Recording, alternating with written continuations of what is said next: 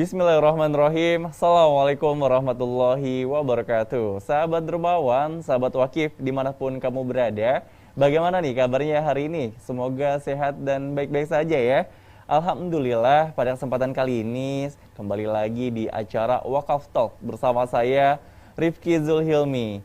Nah, pada kesempatan kali ini kita akan mengupas tuntas nih mengenai program Wakaf Sawah Produktif.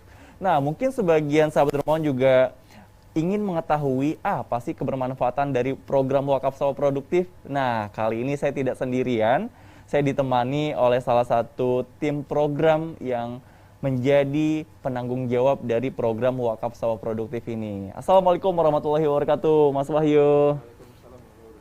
Ya, Mas Wahyu Nur Alim, ya, bagaimana nih kabarnya, Mas? Alhamdulillah baik Mas Rifki. Alhamdulillah baik ya. Nah, Mas Wahyu, tadi kita mungkin sudah menyapa nih sahabat dermawan dan sahabat wakif semua.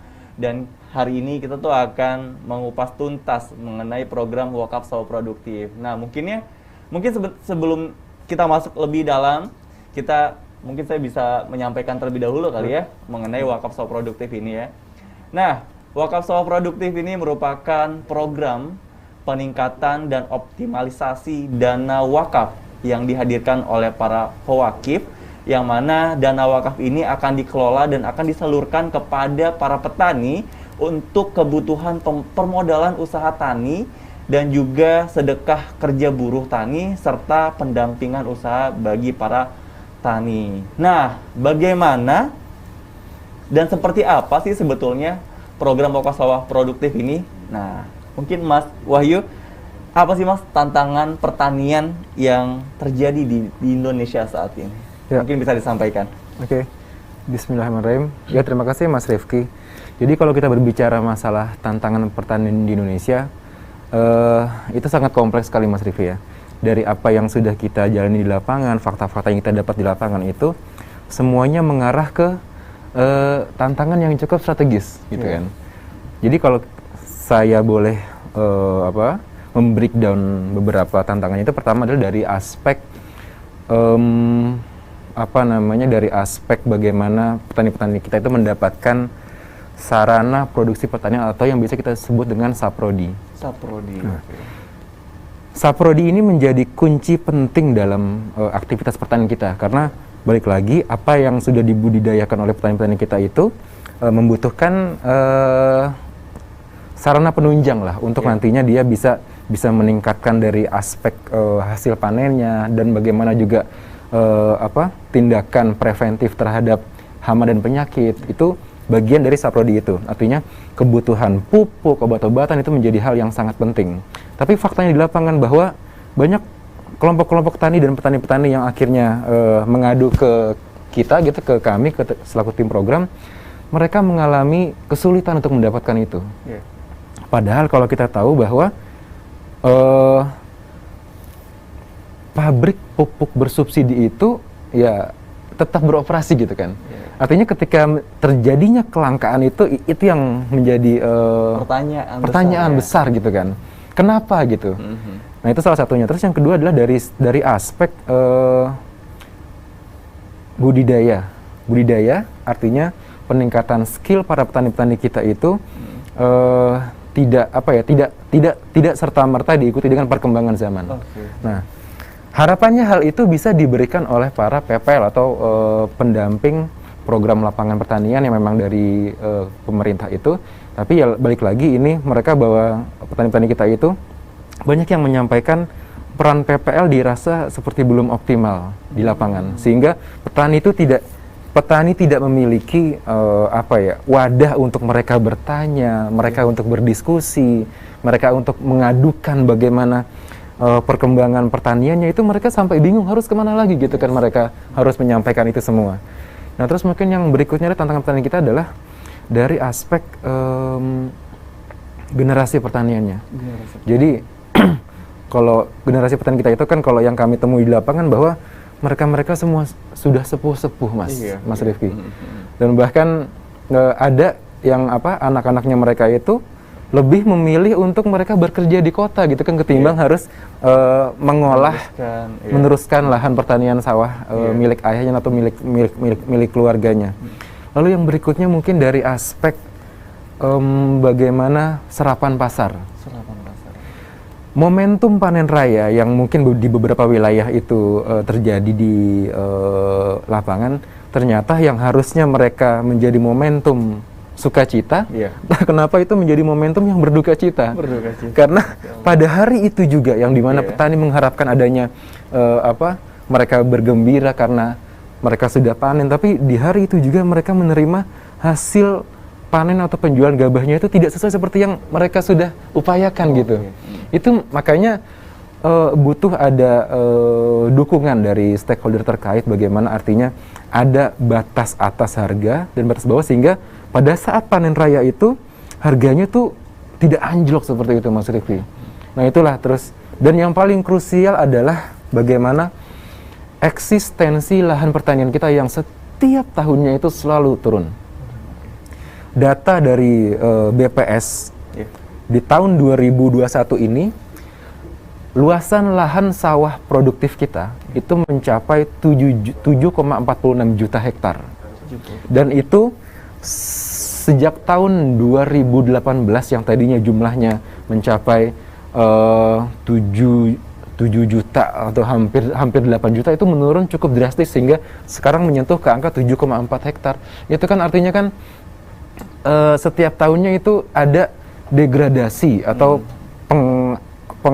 pengalih fungsian lahan pertanian produktif, sehingga itu dibangun ya entah itu untuk sifatnya yang konstruktif atau mungkin dibuat sesuatu yang di luar, yang on farm atau di luar pertanian itu sendiri. Itu kan menjadi salah satu ketidakberpihakan dari pemerintah ataupun stakeholder terkait, bahwa pertanian ini sebenarnya menjadi soko guru Indonesia, kan terkenalnya dengan pertanian gitu ya. Bahkan ada seorang profesor yang meneliti itu bahwa Pulau Jawa, Mas Rifki, Pulau Jawa itu jika ditanami padi semuanya itu mampu menghidupi seluruh masyarakat dunia. Masya Allah. Pulau Jawa loh. Sebegitu Allah berikan surga di Pulau Jawa ini, di Indonesia kita ini, dan itu kita seperti nggak kerasa gitu loh dengan itu, kayaknya gimana gitu kita sebagai orang Indonesia sendiri gitu. Oh, Masya Allah.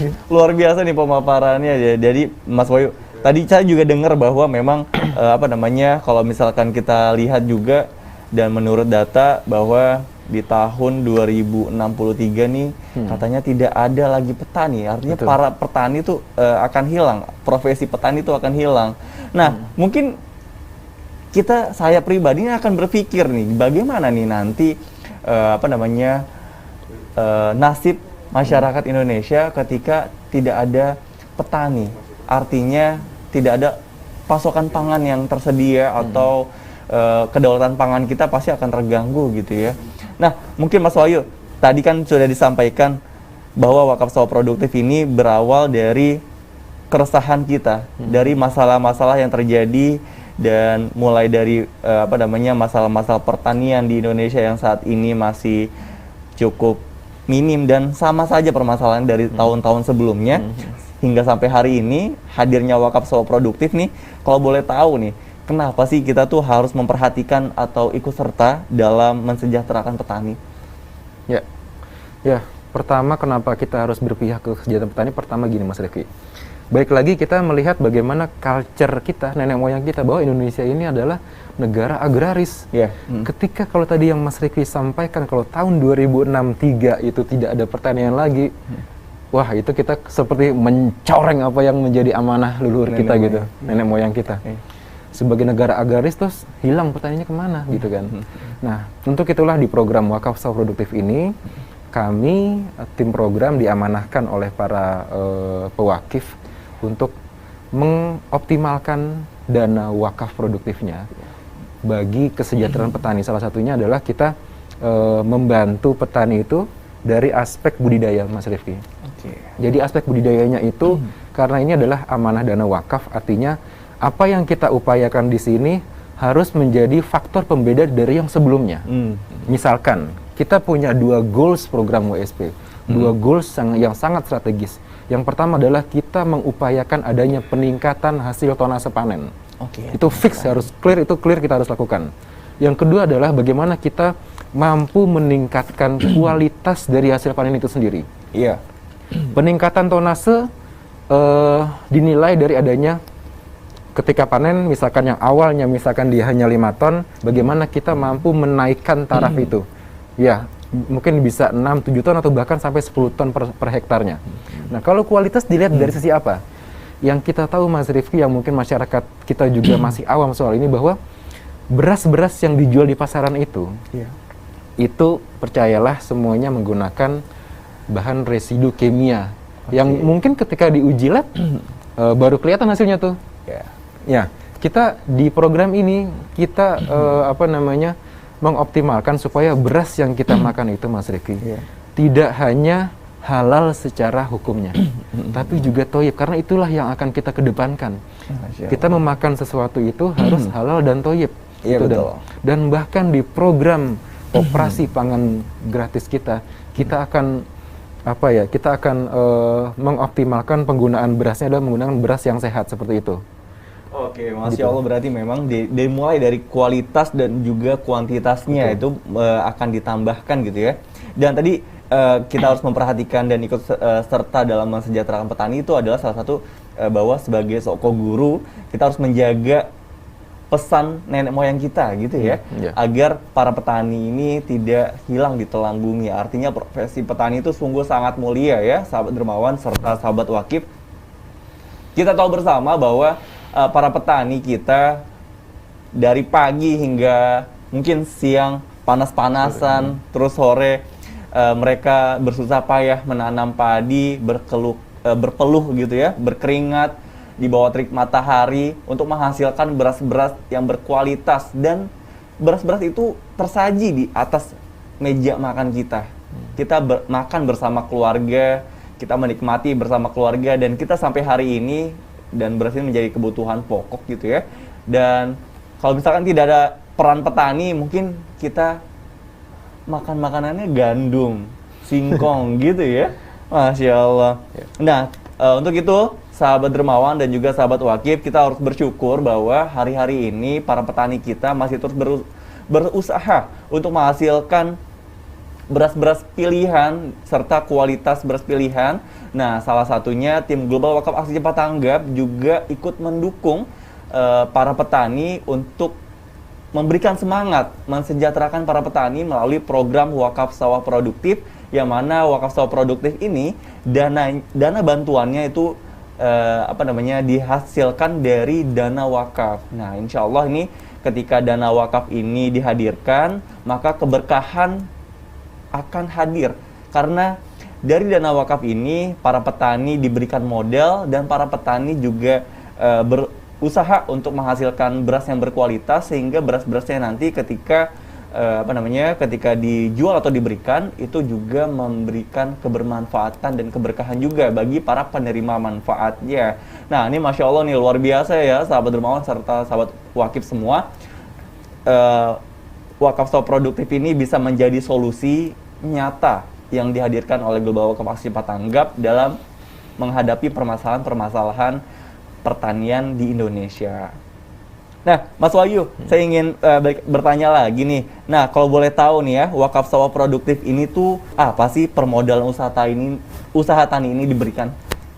Ya, jadi benefit yang kita berikan kepada petani-petani kita itu tadi yang pertama adalah bagaimana kita menyiapkan biaya untuk modal budidaya. Nah, budidayanya itu terbagi menjadi dua, yaitu kita cover seluruh saprodinya petani-petani kita. Nah, kita juga sudah bekerja sama dengan beberapa formulator budidaya, sehingga yang nantinya petani itu biasa pakai pupuk-pupuk yang kimia, ya itu nanti akan dikonversi ke pupuk atau yang lebih sehat. Sebenarnya tidak seluruhnya kita mengganti dari yang tadinya pertanian kimia lalu langsung menjadi pertanian sehat. Ini butuh waktu, Mas Rifki. Makanya kalau misalkan memang tidak bisa diganti seluruhnya, kita mencoba meminimalisir seminim mungkin penggunaan pupuk kimia, dan itu diganti dengan pupuk yang lebih sehat, insya Allah. Terus itu yang pertama. Terus yang kedua adalah bagaimana petani juga akan mendapatkan sedekah modal kerja dari program ini, yang menjadi bagian dari anggaran budidaya. Terus yang berikutnya adalah petani-petani itu kita dampingi. Jadi punya relawan yang namanya itu RPL atau relawan pendamping lapang, yang secara fungsinya itu kurang lebih seperti PPL-PPL yang ada di desa-desa seperti itu. Nah, mereka itu memberikan memberikan pendampingan, monitoring proses budidaya, dan bahkan memberikan kita adakan pertemuan secara rutin untuk membahas apa? Untuk membahas apa-apa saja yang menjadi kegambangan atau tantangan para petani-petani kita. Jadi langsung sifatnya itu langsung eksekusi di tempat. Jadi kalau misalkan ada permasalahan apa, langsung kita siapkan solusi-solusinya gitu kan. Misalkan ada kelihatan sudah mulai ada hama penyakit, itu langsung kita eksekusi supaya ketika nanti panen hasilnya tidak terlalu berkurang secara signifikan, sampai sebegitunya kita pendampingan kita ke petani-petani kita. Bahkan goals dari semuanya itu nanti kita akan kuatkan lembaganya, kita akan buatkan sebuah wadah, mungkin juga nanti kita akan buatkan koperasi pertanian yang nantinya itu bisa mengakomodir petani-petani kita, dan semua kebutuhan terkait dengan pembelian pupuk atau mungkin penjualan gabah bisa melalui koperasi yang nanti akan kita buat itu di lapangan. Oke, wah, Masya Allah, luar biasa ya. Manfaatnya ini sangat signifikan sepertinya ya, kalau misalnya dengan menghadirkan pendamping gitu ya, PPLP itu ya? RPL ya. RPL, oke, relawan pendamping lapang pertanian. Lapang pertanian, Masya Allah, ini luar biasa nih. Nah, mungkin sahabat dermawan serta sahabat wakif nih, biasanya kan kalau kita nih Mas Wahyu, coba dong review gaji lu berapa gitu ya. Nah, coba mungkin Mas Wahyu tahu nggak sih Mas, pendapatan petani itu berapa, dan apakah itu cukup untuk petani untuk bertanam lagi, menghasilkan padi lagi, seperti itu, bagaimana Mas? Ayo coba kita simulasikan. Boleh. Jadi kita coba ambil contoh aja petani pemilik lahan yang 1 hektar lah, bukan pemilik, penggarap. Biasanya tuh petani yang pemilik itu sangat kecil sekali Mas, karena mereka biasanya sewa gitu kan di lapangan. Misalkan 1 hektar dia sewa lahan. 1 hektarnya itu kurang lebih kalau di Pulau Jawa itu 15 sampai 16 juta. Oke, kita sebut 15 juta lah. 15 juta per hektar selama 1 tahun. Nah, selama 1 tahun itu dia bisa 2 kali musim tanam padi. Nah, yang sekalinya itu biasanya dia bisa diistirahatkan, atau kalau mau dioptimalkan mereka bisa budidaya palawija. Oke, kita berbicara ke yang padi dulu. Tadi sudah 15 juta dia sewa lahan. Terus berarti berikutnya adalah dia harus menyiapkan modal budidaya untuk padinya. Betul. Nah, biasanya dari persiapan lahan sampai ke panen itu membutuhkan biaya kurang lebih antara 10 sampai 12 juta rupiah. Nah, tapi itu dalam kondisi normal. Biasanya kalau misalkan ada serangan hama, penyakit dan lain-lain, rumputnya banyak gitu kan, itu petani harus mengeluarkan biaya tambahan. Oke lah, kita sebut untuk antisipasi itu 15 juta juga. Berarti modal budidayanya itu 15 juta. Nah, terus kita lihat lagi, ketika itu sudah diupayakan selama 3 bulan, nungguin kan, akhirnya tibalah waktunya panen. Tibalah waktunya panen. Kalau misalkan panennya itu di musim hujan, itu biasanya harganya jatuh sekali Mas Rifki. Bahkan di Blora itu pernah yang kita ada program penyelamatan petani itu, harga gabah per kilonya mencapai 2.500 per kilo. 2.500. Itu kan jauh sekali kan? Jauh banget ya. Nah, kalau misalkan di musim-musim mendekati semester pertama ini, di bulan Agustus September kan lagi sudah musim masuk kemarau lah, semi kemarau. Itu harga gabahnya lumayan tinggi, antara 4.000 sampai 4.500 per kilo. Oke, taruh kita rata-ratakan lah 4.000 lah ya. Nah, misalkan 4.000 dia hasil panennya itu misalkan seminim-minimnya 6 ton lah. 6 ton ya. 6 kali 4 24 juta. Berarti kan ya. 24 juta dikurangi dia tadi punya udah mengeluarkan modal budidayanya itu 15 juta. Berapa tuh? 15 juta 24 ya, ada sekitar 14 juta ya. Ya, kurang lebih kan sekitar ya. Oke, taruh kata gini deh. Kita ambil yang gampangnya aja. Paling kan rata-rata petani itu kan 5 sampai 6 ton. Kita ambil yang 5 ton. 5 ton lah rata-rata, 5 kali 4.000 itu kan udah 20 juta. 20 juta kan. Nah, 20 juta dikurangi biaya budidayanya itu 15 juta. Berarti kan masih ada 5 juta. 5 juta. Nah, masih ada 5 juta kotor lah itu. Nah, kalau misalkan dia modalnya pribadi, berarti kan dia tidak perlu membayar bunga. Tapi kalau misalkan dia pinjamnya di bank, artinya ada biaya yang harus dia keluarkan lagi kan, gitu. Oke, 5 juta itu. Taruh kata bersih-bersihnya 4 juta lah buat ngurus yang lain, buat apa? Buat ngurus-ngurus biaya panen dan lain-lain. Dia dapat 4 juta nih, petani bersih 4 juta. Nah, dari 4 juta itu dia harus sisihkan lagi untuk sewa lahan yang sudah dia keluarkan. Taruh kata 1 juta lah Mas Riki. Iya. Berarti kan masih ada 3 juta. Heeh. Nah, 3 juta itu petani nungguin selama hampir 3 bulan atau mendekati mungkin 3,5 bulan. Petani terima bersih 3 juta. 3 juta. Berarti setiap bulan dia cuma dapat 1 juta ya. 1 juta, Mas. Gitu. Dan bahkan petani-petani kita itu kecil-kecil kita itu ada yang hasil panennya itu tidak dijual karena mereka budidaya padi itu untuk biar nggak beli beras. Nah, mereka biasanya menjual berasnya itu kalau lagi kepepet nggak punya duit, anaknya mau bayar sekolah, beli buku, apalagi sekarang harus beli paket data karena harus sekolah online kan. Betul. Mereka harus terpaksa menjual berasnya. Gitu loh Mas Riki, kurang lebih kehidupan petani kita. Subhanallah ya, sahabat dermawan, sahabat wakif, kita tahu bersama ya bahwa dengan gaji seperti itu, apakah petani kita sejahtera? Dan jawabannya tidak sejahtera. Masih banyak para petani kita di luar sana yang kesulitan memenuhi kebutuhan sehari-hari. Ya karena itu sahabat, bahwa kita tahu juga bahwa para petani kita yang menyediakan stok pangan kita, namun kehidupannya masih belum sejahtera. Nah, untuk itu sahabat dermawan, tim Global Wakaf hadir dengan program Wakaf Sawah Produktif. Nah, insya Allah ini sebagai ikhtiar kita bersama untuk sama-sama kita memberikan semangat kepada para petani kita, kepada para penggarap sawah kita, buruh tani kita, agar mereka tetap semangat untuk menyediakan stok pangan kita, untuk menjaga kedaulatan pangan bangsa agar tetap terjaga, sehingga para petani bahagia dan para petani juga semangat. Nah, untuk itu sahabat dermawan, ayo kita bantu para petani kita dengan menghadirkan wakaf tunai yang bisa kamu berikan melalui indonesiadermawan.id/wakaf sawah produktif. Sekali lagi, melalui indonesiadermawan.id/wakaf sawah produktif. Nah, insya Allah nih sahabat dermawan, wakaf tunai yang kita hadirkan untuk membantu petani itu akan sangat dirasakan manfaatnya. Tadi Mas Wahyu sudah menyampaikan bahwa wakaf sawah produktif ini dihadirkan untuk membantu petani mulai dari permodalan, pendampingan, sehingga sedekah kerja untuk buruh tani. Dan insya Allah ini semua, dana-dana ini semuanya dari para pewakif, dari para donatur, dan dari para dermawan semua yang ikut serta membantu dan juga menyemangati para petani kita melalui wakaf tunai yang dihadirkan atau yang diberikan.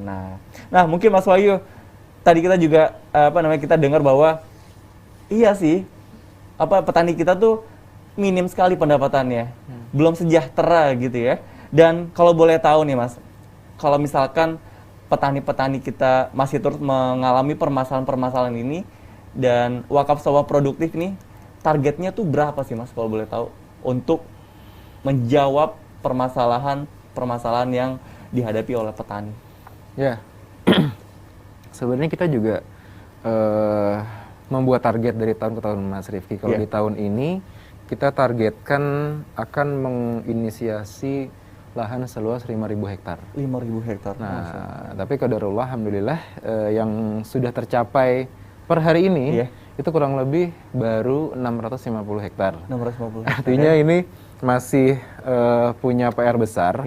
Untuk itu ya butuh keberpihakan dari seluruh masyarakat Indonesia untuk sama-sama, artinya kita masih banyak petani-petani kita yang menunggu untuk mendapatkan benefit-benefit seperti yang petani-petani lain sudah kita berikan seperti itu. Masya Allah. Berarti memang targetnya tuh harus sebanyak-banyaknya gitu ya Mas ya. Betul. Tapi memang kondisi saat ini baru 650 hektar. 650 hektar.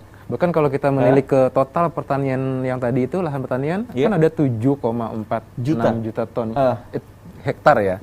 Terus kita berarti kalau misalkan baru 650 berarti baru 0,000 sekian gitu ya. Masya Allah, sungguh masih jauh ya perjuangan kita. Namun kita tidak boleh pesimis ya sahabat dermawan, sahabat wakif semua. Kita insya Allah bisa nih sama-sama kita galang kebaikan, kita saling bahu-membahu untuk sama-sama kita menguatkan para petani kita kita berikan semangat untuk mereka dengan terus menghadirkan wakaf tunai kita, sehingga para petani kita terus bersemangat, sehingga mereka bisa memproduksi hasil panennya atau hasil padinya lebih berkualitas dan lebih banyak lagi. Nah, insya Allah nih, ketika para petani kita sejahtera dan kita nih masyarakat Indonesia memakan hasil panennya atau hasil padinya ini, dan insya Allah nih kita juga lebih semangat juga dalam menjalani aktivitas sehari-hari. Nah, Mas Wahyu, kemarin saya baru dengar juga nih katanya ya, program wakaf sawah produktif ini menghadirkan lumbung beras wakaf nih Mas. Betul. Mungkin bisa disampaikan nih, apa sih itu lumbung beras wakaf tuh? Ya, jadi alhamdulillah kemarin itu kita baru melakukan kegiatan groundbreaking lumbung beras wakaf di Kabupaten Karawang. Jadi kita sekarang sudah punya 2 lumbung beras wakaf. Sebenarnya ada lumbung beras wakaf itu adalah sebenarnya pabrik pengolahan gabah hasil petani-petani kita kan. Saat ini kita sudah ada yang sudah existing ya, ada di Blora sama di Tasikmalaya dengan rata-rata per hari tonasenya itu 10 ton per hari. Nah, yang di Karawang ini kita mengeskalasi itu. Jadi kalau yang di Blora sama Tasik itu 10 ton per hari beras, yang di Karawang ini insya Allah kita akan menyentuh 30 ton per hari beras, pengolahan berasnya itu. Nah, kenapa dipilih Karawang? Karena pertama Karawang adalah sebagai salah satu lumbung pangan nasional yang memang di sana adalah zona hijau untuk pertanian. Dan bahkan di wilayah atau yang desa yang kita bangunkan, insya Allah kita berdiri LBW itu, satu kecamatan itu lahan pertanian produktifnya mencapai 4.600 hektar. Artinya peluangnya sangat luar biasa kalau kita ingin mengembangkan pertanian di sana. Dan juga itu sebenarnya menjadi salah satu bentuk bahwa program wakaf sawah produktif ini disiapkan tidak hanya dari hulunya, tapi kita siapkan sampai hilirnya, Mas Rifki. Jadi semuanya itu sifatnya holistik, dan itu mudah-mudahan di setiap step-stepnya itu ada benefit untuk petani yang akan kita berikan. Gitu. Oh, Masya Allah, ini akan memudahkan petani sekali ya. Bahwa kita tahu juga ya, petani ketika panen dia bingung nih mau mengolahnya ya. Dan kalau misalkan mau dibawa ke penggilingan juga akan lebih mahal lagi biayanya ya. Dan ini hadirnya WLBW ini pasti memudahkan para petani juga ya Mas ya? Pastinya. Masya Allah. Nah, sahabat dermawan, sahabat wakif, kita juga sudah dengarkan tadi ya bahwa memang insya Allah nih manfaat wakaf yang sahabat wakif berikan semua ini akan dirasakan manfaatnya, akan memudahkan dan juga akan memberikan akan memberikan semangat juga nih bagi para petani kita bahwa hari-hari ini mereka kesulitan, dan insya Allah hadirnya wakaf tunai yang sahabat dermawan memberikan ini akan memberikan kemudahan bagi para petani di Indonesia. Dan semoga aja ya, semoga wakaf tunai yang kita berikan ini dapat memberikan keringanan juga bagi para petani kita, sehingga mereka bisa dengan mudah menjual hasil panennya dengan harga yang sesuai dengan harga pasar, dan juga bisa menjual lebih banyak lagi dan bisa menghasilkan padi yang berkualitas. Nah, makasih banyak Mas Wahyu untuk waktunya. Sukses selalu. Amin, insyaallah. Ya, sahabat dermawan, sahabat wakif, saya ingin mengingatkan sahabat semua juga tetap patuhi protokol kesehatan dan tetap juga jaga kesehatannya, karena hari ini kita masih di era pandemi yang mana kita juga harus saling menjaga kesehatan, karena kita tahu ketika kita menjaga kesehatan kita, maka insya Allah pandemi ini akan segera berakhir. Nah, maka untuk itu ya jangan sungkan-sungkan untuk menjaga kesehatannya dan tetap menjaga protokol kesehatannya.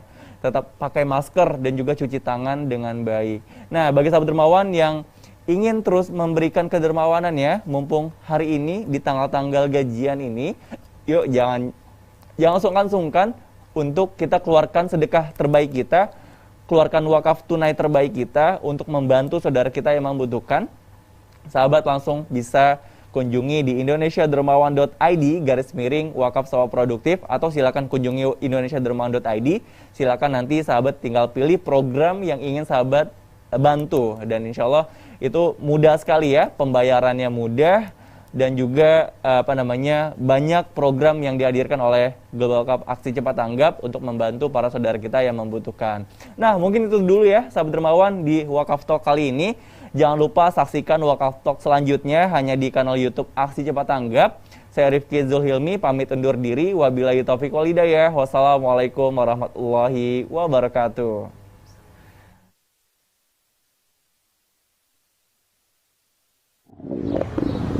Dengarkah Anda suara perut lapar? Di balik rumah-rumah sunyi saat pandemi, perut lapar nan perih tak terdengar oleh manusia. Tapi di Food Care Line Services, kami mendengar suara perut mereka. Halo, Assalamualaikum Food Care Line Services ACT. Dengan siapa saya bicara?